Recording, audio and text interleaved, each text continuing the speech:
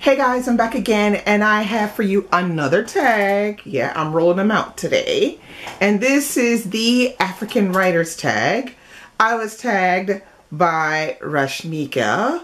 Thank you for tagging me. It took me a minute because I had to dig everything out. I had to think about, the African books I've been reading over the years. So it was a challenge. So thank you, Rashmika. Rashmika created this tag. If you didn't know, go check her channel out. It's wonderful. And I'm going to get to this tag. All right. First question. Try to greet us in at least one African language. Look up some greetings and give it a shot. So, okay, I can give you one greeting off of the top of my head, and that's Sabah khair. And that is hello, good morning in Egyptian Arabic, because I lived in Egypt for 3.5 years. So that one I know. And of course I know Salam Alaikum. I used to know in Swahili. I think in Swahili it's Unjomba, if I remember correctly. I'm probably pronouncing it really badly. Probably wrong accent, stress and everything. But that's me giving it a go, okay? All right. Number 2, the question is, look up a list of African countries. Which African country had you never heard of before? All right, now I looked up the African countries, and the ones I came up with 2 that I hadn't heard of before, and one is Sao Tome. It's an island off of the Gulf of Guinea. Never heard of it before, and had never heard of Sahrawi Republic, which is in the southern provinces of Morocco. Who'da know? I didn't know. I hadn't heard of these 2. Africa is a very rich continent. Clearly, we just don't know enough about it, and this is a good way to find out more and discover more about it. It's through books. The third question is, which African country do you want to read more about? All right. Now, I have to say, as a whole, I just like reading about different countries in Africa. I don't really care what countries, the book comes from. But I have to admit, the 3 countries that I'm most intrigued about, literarily speaking, are Ghana, Eritrea, and Somalia. Those are the 3 that I'm the most interested in reading more about. There is a Ghana challenge going on right now. I'm going to link it here. And that's going on over on Twitter and Instagram. As far as Eritrea and Somalia are going, I'm going to have to do some research and get into which, books that I could actually get a hold of and see, if, learn more about these places. Number 4 is, which African country have you read most about? All right. Now, that question is a bit complicated because I started to look through my books and I started to remember some of the things I had read in the past. And in my mind, I felt like I had read more from Nigeria than from anywhere else. And I'm still sticking to that. I can show you some of the books that I have read in the past. So, for example, we have this one, which is Easy Motion Tourist and When Trouble Sleeps by Leye and Dale. And these 2 Nigerian author, and they are crime mystery novels. I found that they were very, very good. I enjoyed reading these. They read really fast, and they plunge you into the capital city. They're pretty good, and the main character is pretty bomb. She's badass. So yeah, I recommend those. And I also picked up The Book of Memory by Patina Gapa.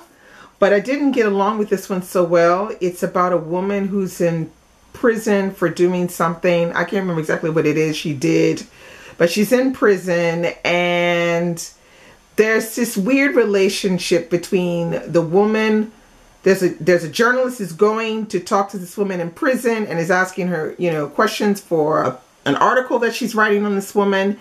And there's this weird relationship that begins between the 2. But for some reason, I just couldn't get on board with the story as a whole. It's just kind of, I don't know, I felt that it was kind of weird.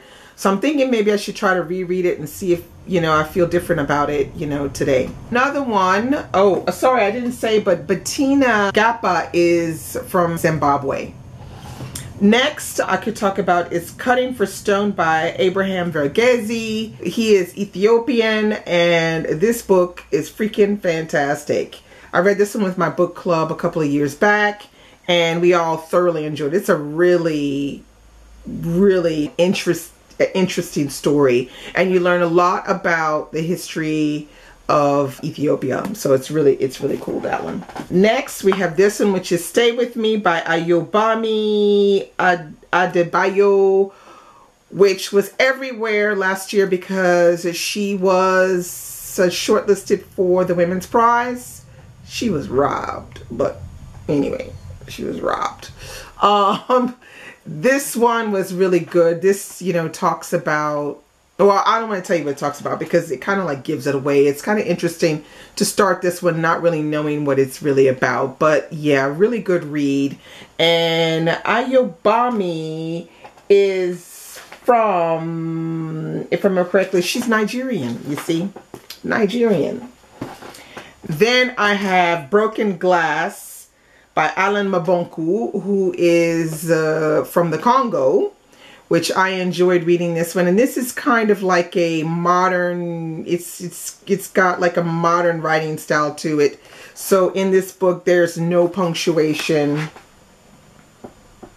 Yeah, it's written kind of strange. There's no chapters, there's no punctuation. There's just spaces and things in between. But it's an interesting story. And of course, I have Born on a Tuesday by L. Nathan John, another really good Nigerian writer. I thoroughly enjoyed this one. It's about a young boy who gets caught up in some radical fundamentalist Islamic activity at a mosque in a northern village. And it's just really interesting the way he puts this story together.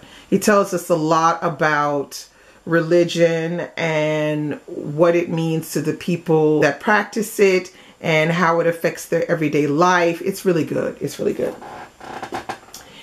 Nigeria. And then, of course, we know Americana, Chimamanda Ngozi Adichie. I've read quite a lot of her stuff. Americana is one that everybody, I think it's the one that pretty much pushed her up to the front of the list.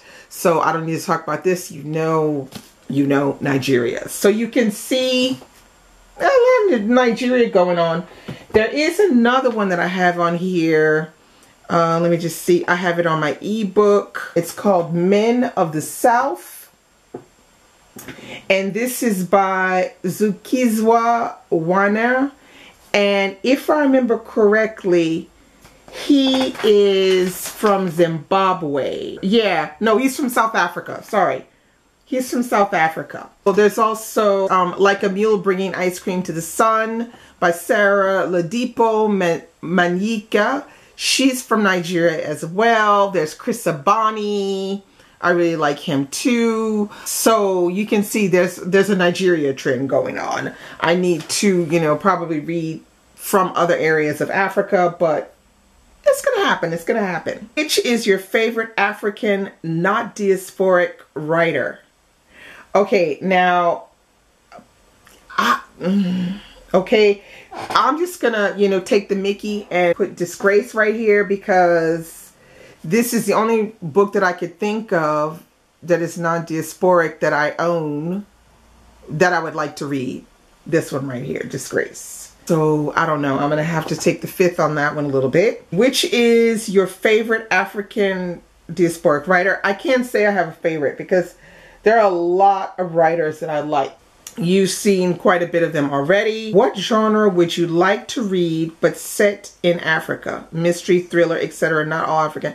Okay, I think for me, I kind of like the idea of reading more of this kind of crime novel in African setting, as well as reading things like comics like Aya. This is by Marguerite Aboué, which is, you know, a story that's set primarily in the Ivory Coast and it deals about regular everyday life. I like that idea.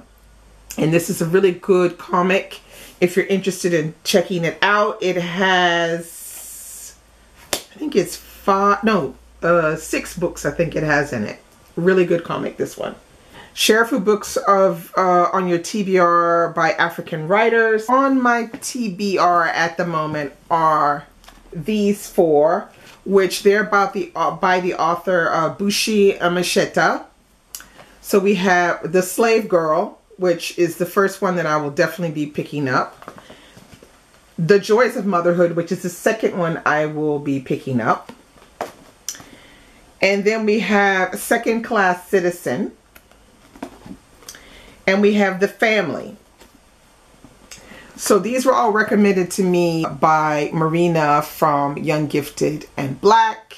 She said I would definitely love these. So here I am. I have the whole list right here. And of course, I'll be picking up An Orchestra of Minorities as well. This is quite the chunker though.